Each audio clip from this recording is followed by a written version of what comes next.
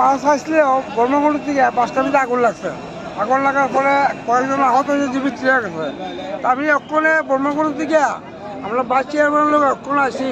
Hour পরে আমি বাস গেছিলাম, বাস শুনি না, আমি ওখানে আসি। আওয়ার পরে দেখি পুলিশ পাবলিক অনেক জড়িত। ফায়ার সার্ভিসের গাড়ি কটা আছে? ফায়ার মনে হয় 2টা বা 3টা আছে, আমি সঠিক দেখছি না।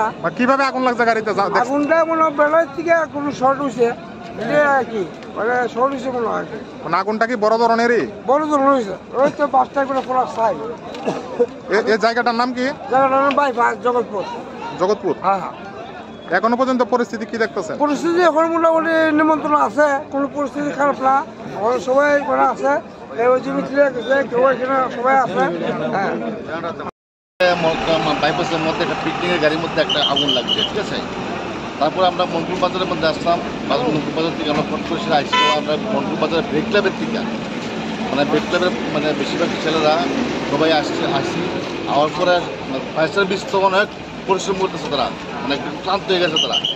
তারপরে ফায়ার সার্ভিস থেকে আমরা হেল্প করেছিলাম, তারা মানে পারতেছে না, ইয়ে করতো মানে অনেক কষ্ট করতেছে তারা একটু সহযোগিতা করেছিল। আমরা মানে বিশেষ জেনারেটারটা আসতো, বেশি মেন হলো জেনারেটার থেকে একটু আগুনটা লাগছে এই গাড়ির মধ্যে।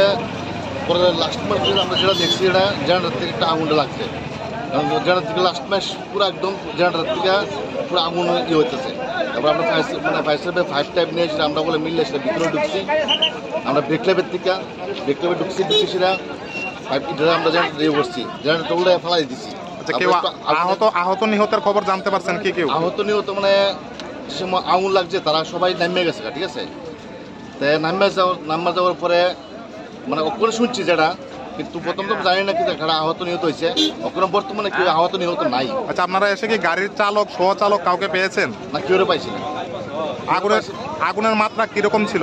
আগুন পুরো একদম দমদম করে চলতেছে। পিছনের দিকটা, সামনের দিকটা পরে লাগছে। মানে পরে বলতে আমরা আসার পরে মানে আমরা ফায়ার ব্রিগেড আসার পরে তো এর আগে কিন্তু জেনারেটর আগুন থেকে লাগছে, যে পরে পটপট করে সে একদম লাগছে। পরিস্থিতি কি এখন নিয়ন্ত্রণে রয়েছে? হ্যাঁ, নিয়ন্ত্রণে হয়ে গেছে একদম। মানে গাড়িটা মানে এমনি অন্য কিছু নষ্ট হয়নি, গাড়ির মধ্যে যা জিনিস আসলে সবগুলি চলে গেল, কিন্তু মানুষের প্রাণ রক্ষা হয়ে পেয়েছে। ঘটনাটা তো আমরা বলে বাড়িতে আগুন লাগছে বাইপাসে, তখন আমরা এদিকে গাড়িতে আগুন লাগছে। তার গাড়িতে আগুন লাগার পরে আমরা কাজ করলাম, এখন আগুন মোটামুটি নিচ্ছে। হ্যাঁ, এতটুকুই আমরা জানি আর কি। আচ্ছা, আগুনের মাত্রা কিরকম পর্যায়ে ছিল? আগুনের মাত্রা তো বহুত ছিল, গাড়ি পুরা গেছে।